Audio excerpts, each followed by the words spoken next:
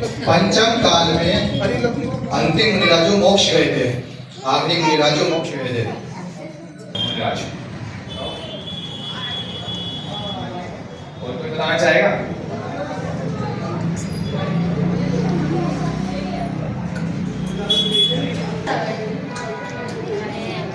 मोक्ष गए थे, मोक्ष पहुंचाने जम्बू स्वामी जी। मुनिराज थे जिनके निमित्त से द्वारका नगरी जली थी।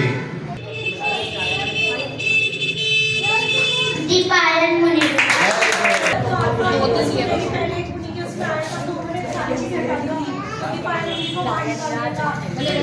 चले गए थे वहाँ, तो उन्हें बाद में लगा कि 12 वर्ष पूरे हो चुके, तो फिर से वहाँ पे उसको आया, तो उनका एक वो शरीर से दूसरा हुआ निकलता, तो उससे पूरी द्वारका भस्म हो गई थी।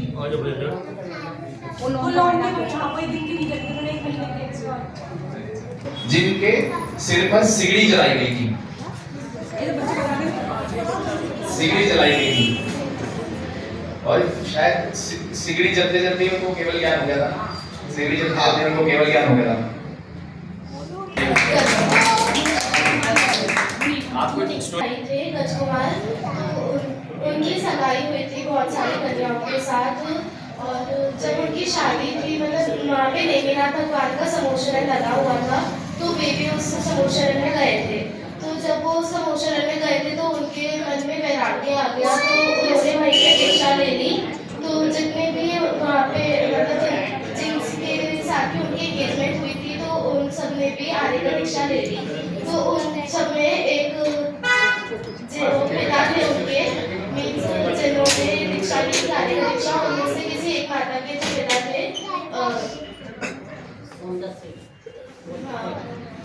उन्होंने मतलब उनके सर पे, उन्हें जब गुस्सा आया तो उन्होंने उनके सर पे सिगड़ी जलाई। हमने वो पढ़ी है भावना गति सी, तो उसके रचयिता कौन है? मैं आपको हिंट दे देता हूँ।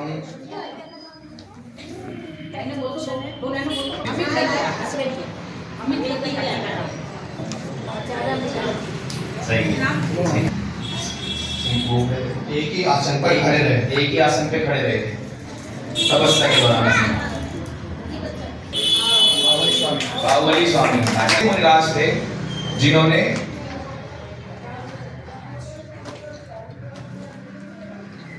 कौन से मुनिराज थे जिनके गले में राजा श्रेणिक ने मरा हुआ सर्प डाल दिया था?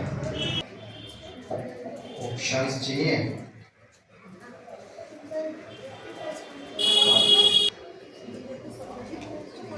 पुष्पराज, ठीक है, और विष्णु कुमार मुनि, और या फिर यशोधर मुनिराज, या फिर जिनसे रचना।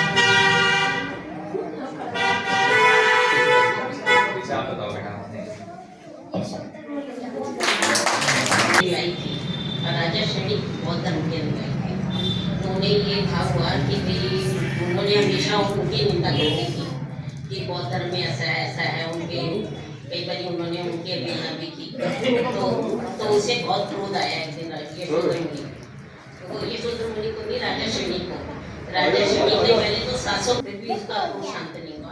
उन्होंने एक सर्प को मारा, उनके गले में डाल दिया, तो सैकड़ों चिट्ठियाँ उनके गले में चढ़ गई। तो जब उन्होंने घर जाके कई दिन बाद बताया कि मैं तो आज तेरे मुनि पर वो सर्प मरा हुआ सर्प डाल गया, वो चिट्ठियाँ चढ़ गई। उसे होता, अरे ये तुमने क्या किया? उसे कहा वो तो सर्प निकाल के भाग गए होंगे। उसने कहा अगर मेरे मुनि होंगे तो वो भागे नहीं होंगे। तो वो जाते हैं, जाकर देखते हैं तो वो सारी। वे कौन से मुनिराज थे जिन्होंने वैद्य से संसार से परिभ्रमण निवारण की दवा मांगी थी? वैद आया उनके पास दवा दो, तो वो कौन से मुनिराज थे? कौन से मुनि?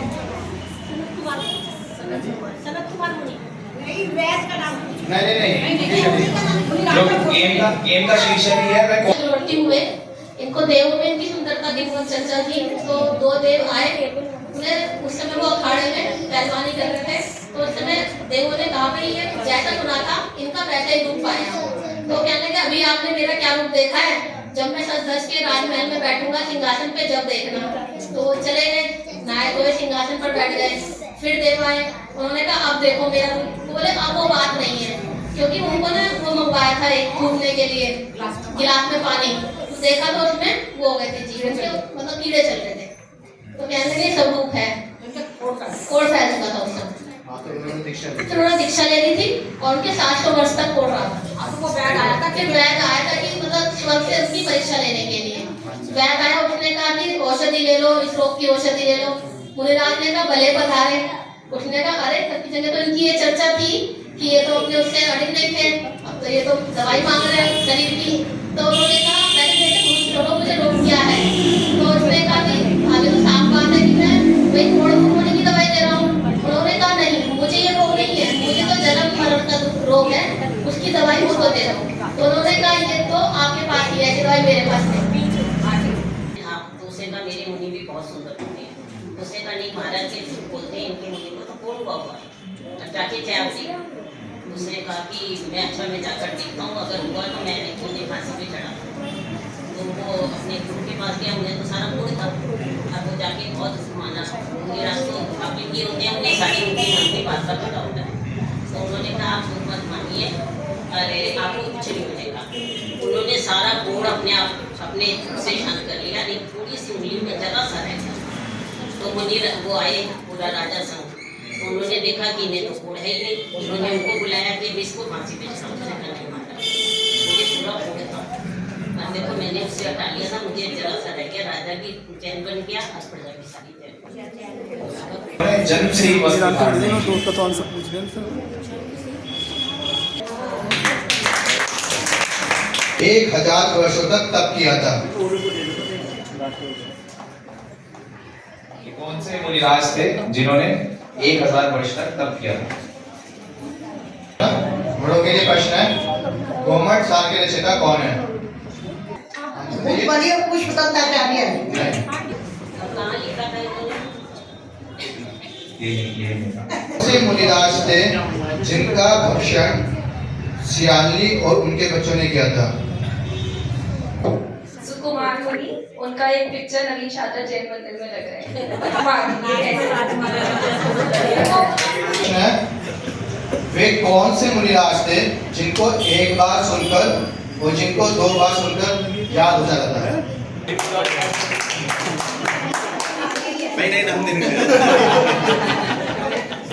निकलस देव को 2 बार पढ़ने से होता है। तो उस समय जैन शिक्षण नहीं थी ज्यादा, तो वो बौद्ध शिक्षण में गए थे। तो एक रात की बात है कि जब वहाँ पे कुछ हादसा सा हुआ था, तो सब अपने भगवान का नाम लेते हैं, तो उन्होंने महावीर भगवान का नाम लिया था, जिसके उनको तो ये लगा कि यहाँ पे जैन कौन है, तो उसकी परीक्षा करने के लिए उन्होंने उनको कंडक्ट करने के लिए घाघरा डाल दिया था। चलो ये तो सबसे प्रश्न है, कोई भी दे दो जवाब।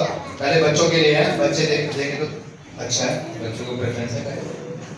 वे कौन से 2 मुनिराज थे जिनको अपनी बहन को देखकर वैराग्य हो गया था? ग्रस्त अवस्था में बहन को देखकर याद है, क्योंकि ये जो आशीष भाई ने बुक्स दिए जैन बुक्स, उसमें से मैंने पढ़ी थी, रिसेंटली पढ़ी थी। तो देशभूषण और कुलभूषण एक महाराज के पुत्र थे, तो उनके पुत्र ने उन दोनों अपने बच्चों को शिक्षा के लिए भेजा था, पहले गुरुकुल भेजते थे। तो वो छोटे में से जब बड़े होकर शिक्षा ग्रहण करके जब वापस आ रहे थे, तो तब वो बड़े हुए थे। तो आते हुए फिर महाराज ने कहा कि अब इनकी दोनों बच्चे मेरे युवा हो गए, अब इनकी शादी कराई जाए। तो फिर उन्होंने वहाँ पे काफी सारी कन्याएं को बुलाया हुआ था, डिफरेंट राज्य की। तो जब उनका मंत्री उन्हें लेके जा रहा था, तो उन्हें अपनी बहन को देख के ही मोह उत्पन्न हो गया। तो फिर लगा कि ये तो मेरे को एक दूसरे से बहुत प्यार करते थे, बट उन दोनों को एक दूसरे के प्रति इतना क्रोध आ गया कि मैं अगर इसके लिए मुझे अपने भाई को मारना पड़ा तो मैं उसको भी मार दूंगा। तो इस तरह से जब उन्हें मंत्री ने बताया कि भाई उनको दोनों बच्चों की भावना का पता चला, तो उसने बताया ये तो तुम्हारी बहन है। तो उन्होंने फिर वहां से वो वहां तक भी नहीं गए अपने महल तक, वहीं से ही अपने दीक्षा लेके मंदिर मतलब वन की तरफ चले गए।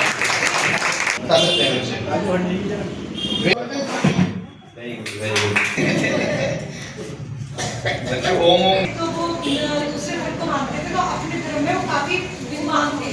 तो वो उन्हें किसी ने बताया कि जैन मुनि का समोशरण आया हुआ है, तो वो उनसे वाद विवाद करने के लिए वहां पर आए थे। लेकिन जैसे ही वहां पर पहुंचे तो उनका मान भंग हो गया तुरंत, और उन्होंने दीक्षा लेकर महावीर स्वामी से ही वो उनके गर्दन गए। तो जो भगवान की ध्वनि नहीं खिल रही थी, उस ध्वनि को हम तक पहुंचाया। 66 दिन बाद खिलनी शुरू हो गई थी। तो इनसे ये तो जब महावीर स्वामी को की कहानी नहीं की रही थी, तो भाव आया कि क्यों निकल रही हो, तो उतना पता लगा कि इंद्रपुरी गौतम वहाँ पे तपस्या कर रहे हैं, वो अपने पास शिष्य के संग है। तो उन्होंने उसको एक संस्कृत का श्लोक सुनाया, तो उसने उसका अर्थ तो पता था, लेकिन क्या होता है ये 6 द्रव्य 7 पंचाक्षर क्या होता है ये नहीं उनका भाव पता था। तो उन्होंने कहा कि उनको अपनी हीनता नजर आई, तो उन्होंने कहा मैं आपसे बात नहीं करता, मैं आपके गुरु से ही बात करूंगा। उन्हें वहां ले जाना ही था, तो इसलिए वो उनके पीछे पीछे जा रहे थे। तो उनका वहां पर मानसकम देखते सारी मान बन गया, 4 ज्ञान के धारियों ने दीक्षा ले ली, और जब हम स्वामी को मोक्ष हुआ उसी शाम को उनको केवल ये डिफिकल्ट है थोड़ा सा, देखते हैं किसको पता है। वे कौन से मुनिराज थे जिन्होंने लिखा है कि जो भ्रष्ट पूजा नहीं करता वह भ्रष्ट है? नहीं करता वो भ्रष्ट है। पद्मनंदी आचार्य ने लिखा है। पद्मनंदी आचार्य ने लिखा पासवान आचार्य के देखिए फिल्म देखी थी हमने इनकी फिल्म भी देखी हुई है मंदिर जी में।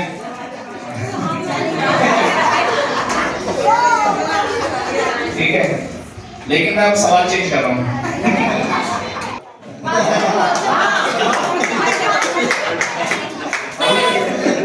बिना प्रश्न के उत्तर आ रहा है। आपको जितने आते हैं आप उत्तर दो। ठीक है, वेरी गुड। पद्मनंदी जी और ये बता 5 नाम आ रहे हैं।